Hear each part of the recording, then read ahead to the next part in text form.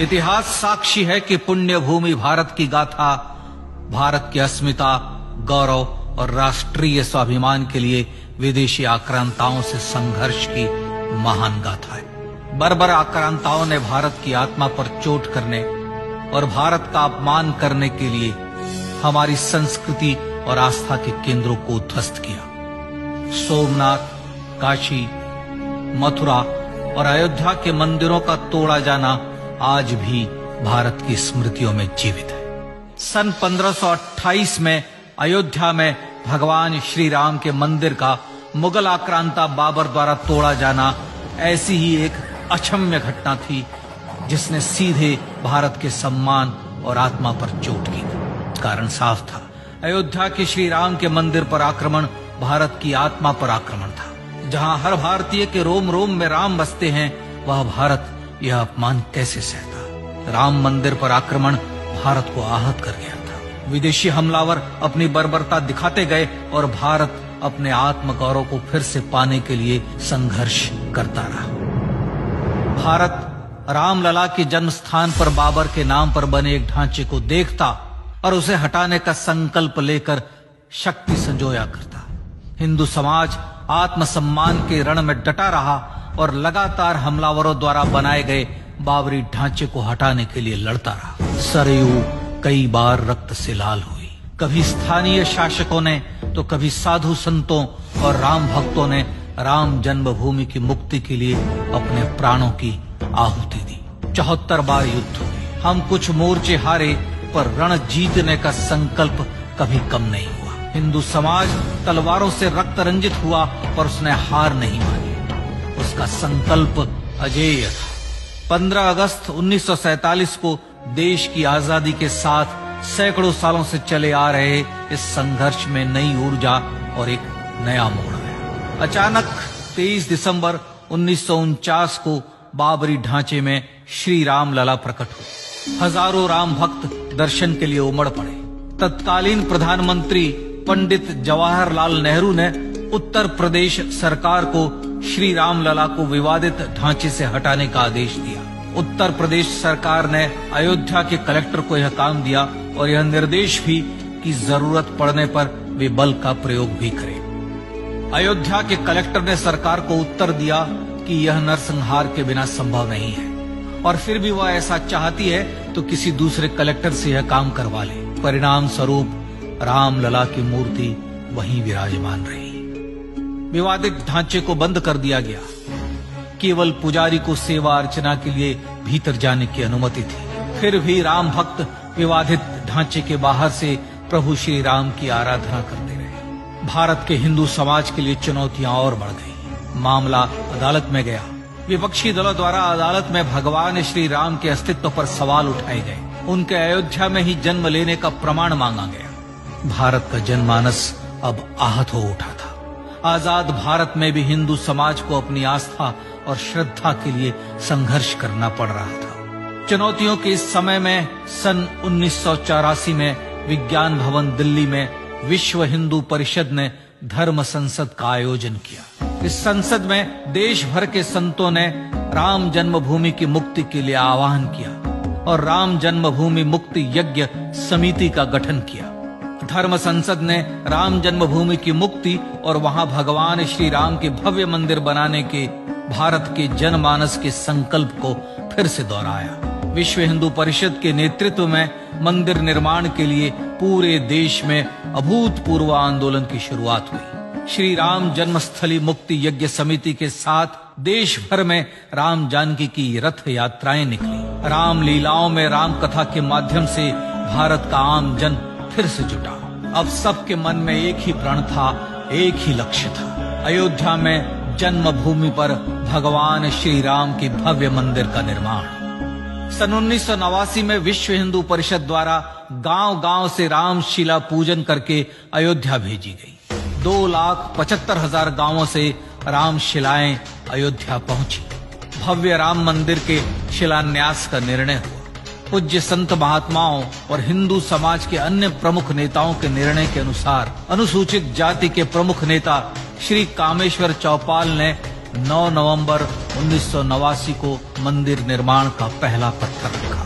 राम जन्मभूमि पर मंदिर निर्माण के लक्ष्य की पूर्ति के लिए सन 1990 में सोमनाथ से अयोध्या के लिए श्री लाल कृष्ण आडवाणी ने रथ यात्रा की शुरुआत की। देश में जन भावनाओं का ज्वार उमड़ने लगा। श्री लाल कृष्ण आडवाणी के रथ यात्रा के साथ साथ मंदिर के लिए जन समर्थन बढ़ने लगा और छद्म सेकुलरवाद बेनकाब होने लगा। इस जन आंदोलन को रोकने की तमाम कोशिशें हुई पर सब व्यर्थ हुई। विश्व हिंदू परिषद ने देशवासियों से अयोध्या में जन्मभूमि पर मंदिर निर्माण के लिए 30 अक्टूबर और 1 नवंबर 1990 को कार सेवा का आह्वान किया। परिणाम स्वरूप लाखों राम भक्त कार सेवा के लिए देश के कोने कोने से अयोध्या आए। इससे देश की एकात्मता का विराट दर्शन हुआ। कार सेवकों को रोकने के लिए उत्तर प्रदेश के तत्कालीन मुख्यमंत्री श्री मुलायम सिंह यादव ने अयोध्या में परिंदे को भी पर न मारने देने की घोषणा की। स्थितियां गंभीर हो गई। अयोध्या से 100-100, 200 किलोमीटर दूर रेलगाड़ियां रोक दी गई। अयोध्या युद्ध भूमि बना दी गई। मार्ग बंद, रेल बंद, चप्पे चप्पे पर पुलिस। अयोध्या सैनिक छावनी में बदल गई। राम नाम पर ऐसी पाबंदी कि अर्थी ले जा रहे लोगों तक को रोका गया क्योंकि वे राम नाम सत्य कह रहे थे। लेकिन सैकड़ों किलोमीटर की यात्रा कर कार सेवक अयोध्या पहुंचने लगे। राम के गीत गाते, होठों पर हंसी और पांव में छाले लिए राम काज के लिए राम भक्त देश विदेश से अयोध्या पहुंच ही गए।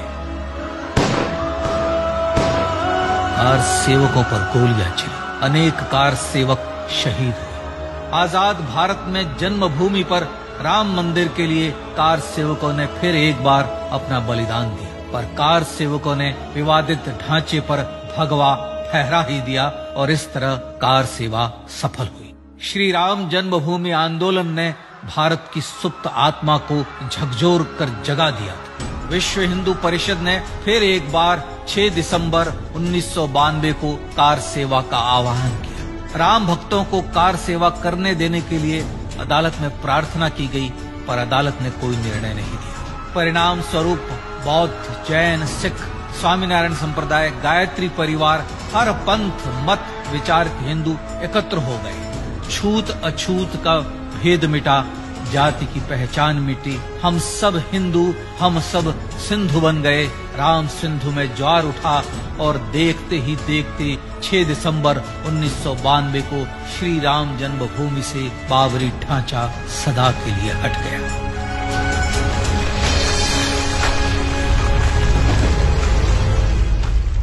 यह क्षण शौर्य, न्याय और सत्यमेव जयते का क्षण था।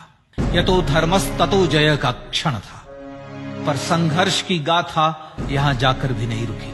छद्म सेकुलरवादियों द्वारा भारत और भगवान श्री राम के इतिहास को झुठलाने के लिए अदालतों में चुनौतियों का सिलसिला चलता रहा, जो 1950 से चल रहा था। हिंदू सिखों के बीच से गुजरते हुए भगवान श्री राम का दर्शन करने के लिए विवश थे। यह स्थिति थी आजाद भारत में श्री राम और राम भक्तों की। पर सत्य को तो जीतना ही था। आखिरकार देश के सर्वोच्च न्यायालय के 5 जजों की खंडपीठ ने 9 नवंबर 2019 को ऐतिहासिक निर्णय दिया और यह कहा कि अयोध्या जन्मभूमि परिसर की पूरी 67 एकड़ भूमि रामलला की, और न्यायालय ने भारत सरकार को जन्मभूमि पर मंदिर बनाने के लिए एक ट्रस्ट बनाने का आदेश दिया। सर्वोच्च न्यायालय के आदेश के अनुसार भारत सरकार ने 5 फरवरी 2020 को श्री राम जन्मभूमि तीर्थ क्षेत्र नाम के ट्रस्ट का गठन किया और राम जन्मभूमि न्यास की भूमि जो सरकार द्वारा अधिग्रहित की गई थी, उसे ही नवनिर्मित न्यास को वापस दे दिया गया। 5 अगस्त 2020 को भारत के प्रधानमंत्री श्री नरेंद्र मोदी ने श्री राम जन्मभूमि तीर्थ क्षेत्र के अध्यक्ष पूज्य महंत नृत्य गोपाल दास, राष्ट्रीय स्वयंसेवक संघ के पूज्य सरसंघ चालक डॉक्टर मोहन भागवत एवं उत्तर प्रदेश के मुख्यमंत्री श्री योगी आदित्यनाथ की उपस्थिति में श्री राम जन्मभूमि पर भगवान श्री राम के भव्य मंदिर के लिए भूमि पूजन कर निर्माण कार्य का शुभारंभ किया। इस तरह लगभग 500 वर्षों से राम जन्मभूमि की मुक्ति के संघर्ष का पटाक्षेप हुआ। अपने आत्मसम्मान और राष्ट्रीय अस्मिता के लिए इतना लंबा संघर्ष विश्व के इतिहास में बेजोड़ है।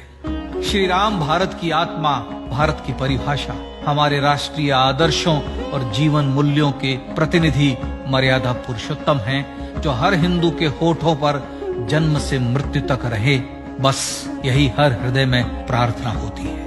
राम भारतीय राष्ट्रीय स्वाभिमान और आसेतु हिमालय से समुद्र पर्यंत तक जन जन को एकात्मता के बंधन में बांधने वाले रक्षा सूत्र है। अयोध्या स्थित श्री राम जन्मभूमि पर बाबर का हमला वास्तव में भारत के स्वाभिमान और राष्ट्रीयता पर हमला था। प्रधानमंत्री श्री नरेंद्र मोदी द्वारा श्री राम जन्मभूमि पर राम मंदिर का पुनः निर्माण न केवल बाबरी मानसिकता का पराभव है, बल्कि संपन्न, सुखी, सुसंस्कृत, सर्वशक्ति संपन्न स्वराष्ट्र का सूर्योदय भी है। यह उस राम राज्य की दिशा में वह कदम है जिसकी अभिलाषा राज राजेंद्र चोल, कृष्णदेव राय, छत्रपति शिवाजी महाराज से लेकर महात्मा गांधी तक ने की थी। अयोध्या में जन्मभूमि पर भगवान श्री राम का मंदिर न सिर्फ राष्ट्रीय गौरव होगा, बल्कि वह श्री राम के आदर्शों का राष्ट्र मंदिर होगा। अब वह महान संकल्प पूरा होने जा रहा है। आइए इस राम यज्ञ, राष्ट्र यज्ञ में जिन ज्ञात और अज्ञात भारतीयों ने अपनी आत्माहुति दी है, उनका पुण्य स्मरण कर उन्हें श्रद्धांजलि दी।